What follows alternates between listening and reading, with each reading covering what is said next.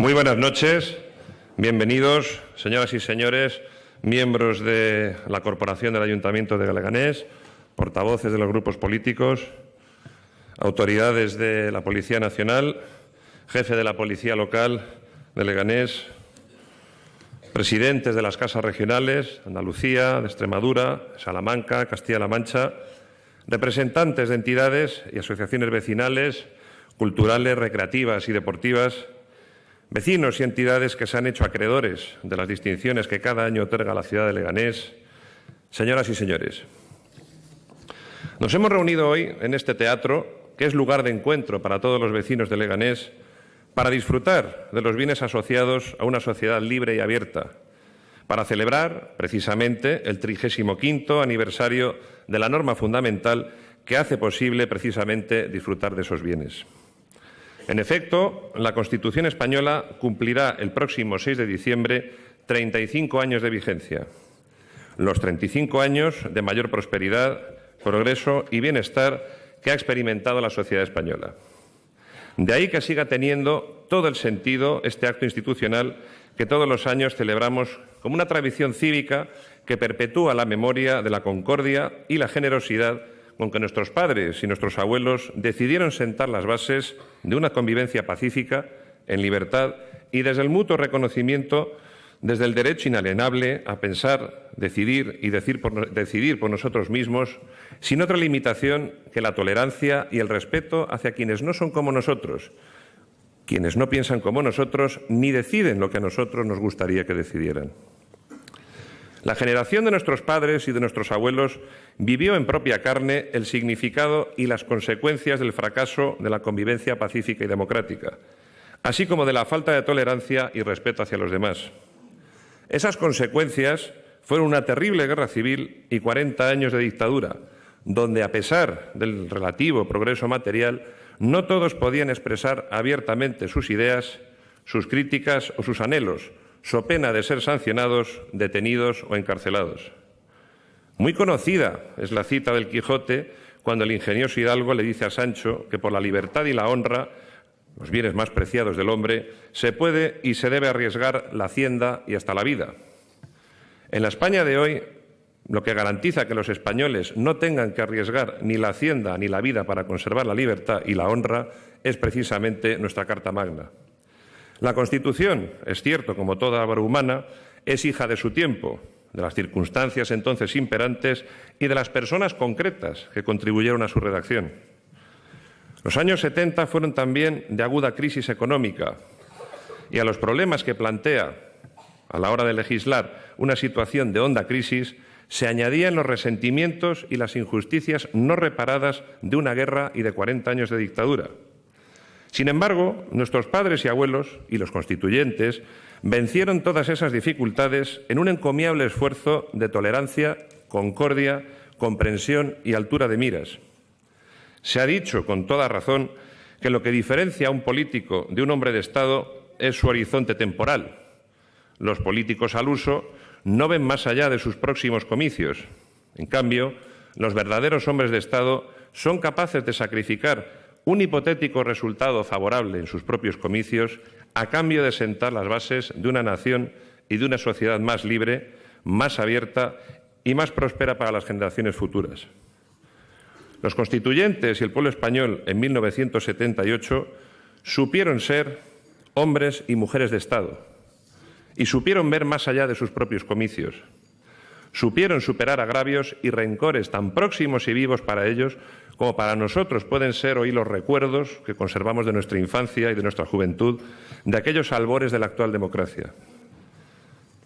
Recuerdos vivos, como si hubieran ocurrido ayer, porque mientras el cuerpo madura y envejece, la mente se mantiene siempre joven y viva. Lo vívido de esos amargos recuerdos de nuestros padres y nuestros abuelos no les impidió llegar a la concordia, la tolerancia y el perdón. Y ese es el ejemplo en el que debemos tener siempre presente, que debemos mirarnos siempre en él, cuando hablemos de la patria, de la nación española y de todo lo que ésta representa y exige de todos nosotros. Decía antes que toda obra humana es hija de su tiempo, de sus circunstancias y de las personas que la ejecutaron. Por tanto, es imposible pretender que sea inalterable o inmejorable. Naturalmente que nuestra Constitución tiene lagunas y aspectos perfectibles cuando la miramos con la óptica de las circunstancias y de los problemas de hoy. Es verdad que ni los constituyentes ni el pueblo español concibieron el título octavo, por ejemplo, es decir, el Estado de las Autonomías, para que los nacionalismos separatistas y excluyentes encontraran cauces y herramientas que comprometan la unidad de la nación española, como tampoco pretendían los constituyentes que en España hubiera ciudadanos con más o menos derechos y obligaciones en función del territorio donde nazcan o fijen su residencia. Pero lo cierto es que en algunos casos la evolución de las normas previstas en la Constitución no han producido el resultado que el pueblo español deseaba o esperaba. Ahora bien, una cosa es advertir las lagunas que nuestra Constitución pueda tener a la hora de resolver problemas que entonces no se podían prever, y otra muy distinta es que haya que hacer tabla rasa de todo, de los partidos políticos, del sistema económico o del sistema judicial, por poner algunos ejemplos. Y es que no se trata de culparnos unos a otros de las consecuencias de esas lagunas y de esos fallos, sino de encontrar todos juntos, desde la concordia, soluciones duraderas a esos problemas que ponen en riesgo el bien superior de la unidad de España como garantía de los derechos y de las libertades de todos. Y así a todos los niveles, en España, en la Comunidad de Madrid y, naturalmente, en Leganés. Porque si todos somos capaces de ver más allá de los próximos comicios, seguiremos siendo una de las grandes naciones del mundo, la primera región de España y una de las ciudades punteras de la Comunidad de Madrid. Si fracasamos en ese deber para con España y para con nuestros conciudadanos, dejaremos, por primera vez en muchas décadas, una nación, una región y una ciudad peores de las que la encontramos. Y nadie, salvo los mezquinos, los que propagan el odio político o los que no ven más allá de sus comicios, podrá alegrarse de eso. Por todo ello, quiero decir con todos ustedes, ¡viva Leganés! ¡Viva! ¡Y viva España! ¡Viva! Muchas gracias.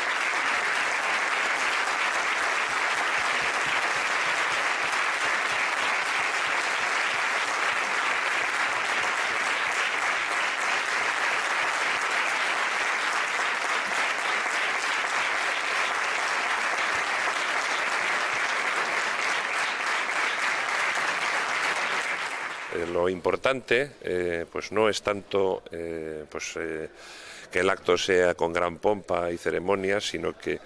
los que nos reunimos aquí para conmemorar el 6 de diciembre de 1978, cuando los españoles aprobaron por abrumadora mayoría la Constitución española, pues lo que estamos conmemorando es, como hubiera dicho Cervantes o como hubiera dicho, mejor dicho, el ingenioso hidalgo Don Quijote de la Mancha, ¿no?,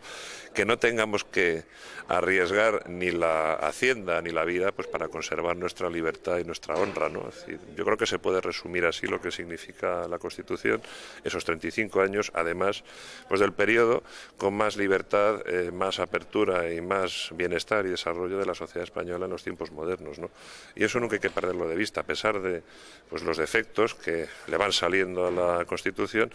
no tanto por falta de previsión o por falta de voluntad o de concordia del pueblo español en el año 78 ni de los constituyentes, sino simplemente pues porque toda obra humana es perfectible y nada se puede prever por los siglos de los siglos. Precisamente está en nosotros, la generación actual,